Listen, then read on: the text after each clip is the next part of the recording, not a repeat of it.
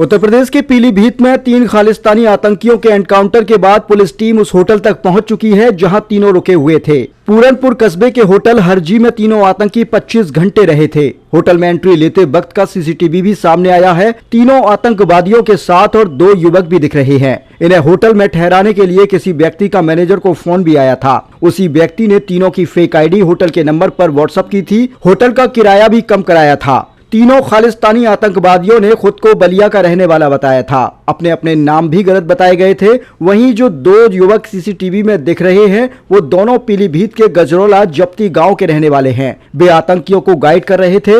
Hotel एक गुरुद्वारे के ग्रंथी का है। ग्रंथी की मौत हो चुकी है। अब उनका ड्राइवर गोल्डी होटल चलाता है। सर्च ऑपरेशन के दौरान होटल के कर्मचारियों ने आतंकियों और उनके मददगारों को होटल में देखे जाने की पुष्टि की है। पुलिस को अब आतंकियों की मदद करने वाले किरदारों की तलाश है।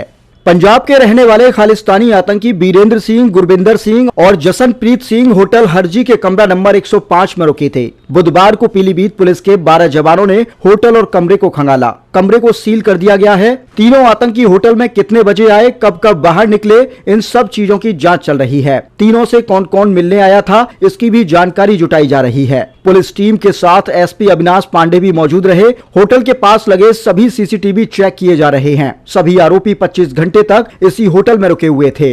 एसपी अविनाश पांडे ने बताया कि सुबह से हम लोग सर्च ऑपरेशन चला रहे हैं। आतंकियों के पास से जो चोरी की बाइकें मिली थी, उसी से हम लोगों को शक हुआ कि ये बाइक इन लोगों को किसी ने उपलब्ध कराई होंगी। सभी पहलू को लेकर हम जांच कर रहे हैं। ये लोग हरजी होटल में 20 दिसंबर को रात 8 बजे आए थे। 21 दिसंबर की शाम 9:40 तक रुके हैं। जो आधार कार्ड इन लोगों ने दिए हैं वो भी फर्जी हैं। होटल के सारे रिकॉर्ड भी देख लिए गए हैं। किसी एक व्यक्ति ने इनका सारा इंतजाम करवाया था। खालिस्तानी आतंकियों की पीलीभीत पुलिस और पंजाब पुलिस के साथ हुई मुठभेड़ की जांच एसपी अविनाश पांडे कर रहे हैं। बरेली जोन के डीजी रमेश शर्मा खुद पूरे मामले की निगरानी कर रहे हैं। एनआईए और एटीएस की टीम घटना स्थल के साथ साथ आरोपियों के भागने के रूट की भी जानकारी ले रही है। पीलीभीत और पंजाब पुलिस ने 23 दिसंबर की सुबह तड़के खालिस्तान जिंदाबाद फोर्स के 3 आतंकियों का एनकाउंटर किया था। आतंकियों ने 19 दिसंबर को पंजाब के गुरदासपुर जिले में पुलिस चौकी पर ग्रेनेड से हमला किया था। आतंकियों के पास से 2 AK-47 राइफल, 2 ग्लॉक पिस्टल और भारी मात्रा में कारतूस बरामद किए गए थे।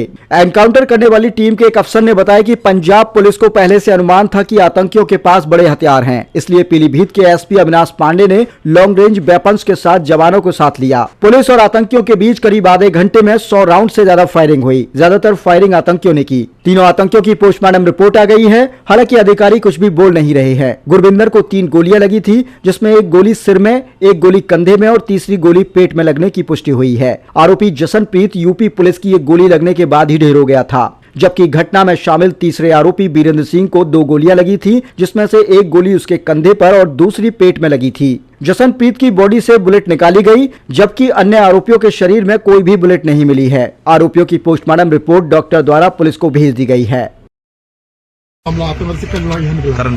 देखिए, जो सर्च अभियान हम लोग चला रहे थे पिछले कई घंटों से, एक मेजर ब्रेक थ्रू हम लोगों के सामने आया है। ये जो पीछे होटल है, इसी में वो तीनों लड़के 20 तारीख की रात 8:00 पर आए थे।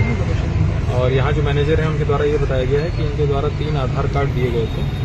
जो इनके साथ में कुछ लोग आए थे, इनके द्वारा इन मैनेजर के नंबर पर व्हाट्सएप किए गए थे। उसमें जो डिसीज्ड आतंकी है वरिंदर सिंह उर्फ रवि, उसने अपना नाम कुलदीप सिंह पुत्र बलजीत सिंह के नाम पे दिया था। जो दूसरा आतंकी था प्रताप सिंह और जशनप्रीत, उसने अपना नाम आधार कार्ड में हीरा सिंह पुत्र दलजीत सिंह दिखाया था।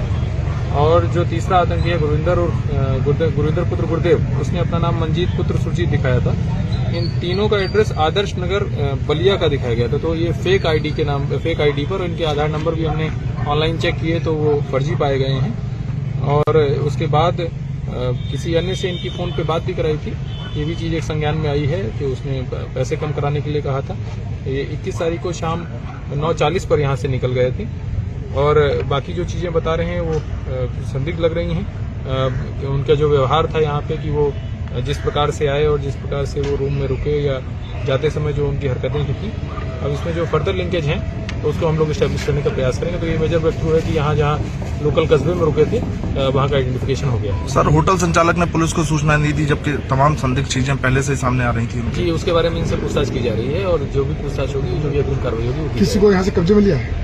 अभी जो यहाँ का जो रिकॉर्ड है, जो यहाँ इन्होंने आईडीज दी हैं, आईडी होटल वालों ने ले रखे थे, जो मैनेजर हैं उन्होंने आईडी ली थी और उनको कब्जे में लिया जाएगा और जो भी चीज़ें हैं उनको कब्जे में लिया जाएगा। जो फोन आया था क्या वो होटल मालिक है क्या? ये चीज़ें अभी हम सारी